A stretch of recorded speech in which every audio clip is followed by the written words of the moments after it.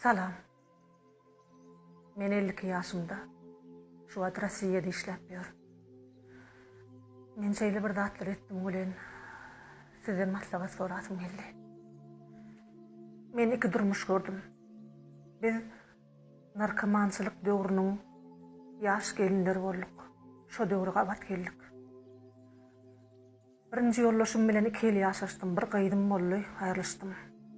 Atam öýümde 9 ýyl töwere oturdum. İkinci zaparam bagtym syynap, ýene-de özümden uly, aýaly ýogulan adam bilen durmuş kurdum. Ondan bir ogulym boldy. Ol adamam şeýle bir içegen adamdy.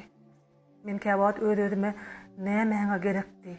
Aýal özüň, erkek özüň, ähli durmuşyň keşigini özüň çekjek bolsaň, öňkü ýaşaýyşyňa gedi berseň bolmaýardym diýip içim gepledýärdim. Wagtyň geçmek bilen men gaýdymy durmuşa çykardym. Atyklanmar Hudaýa şükür. Şolara döneýin. Oglum häzir intep öýlenmäge ýaşy ýetenok. Şeýle ýagdaýlarda men Rossiýa işlemäge gaýtmaly boldum. Gaýtmakam ýollaşym maňa talak diýip talabym berdi.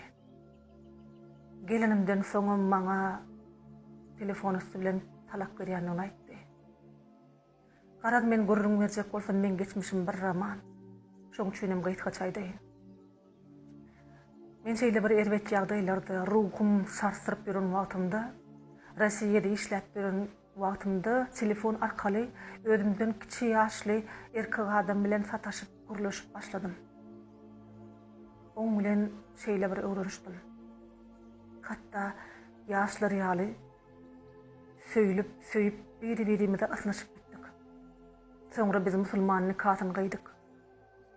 Men şu wagta çenni ähli gören görgülenmi, ruhu sarsgynlanmy, şu adama sataşyp köşeşdim.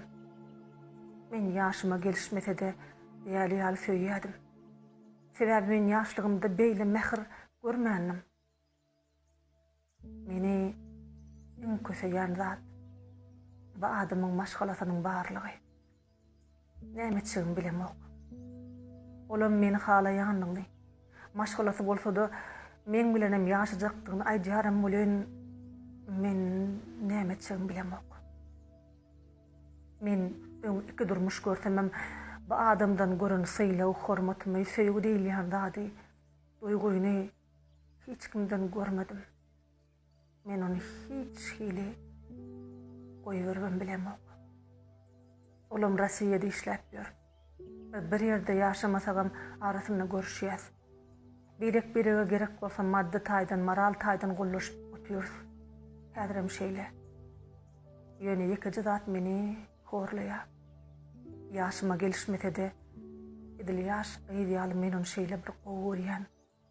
O da şeýle ýöne men näme etmelisini, näme etjegini bilmeýän bir adam.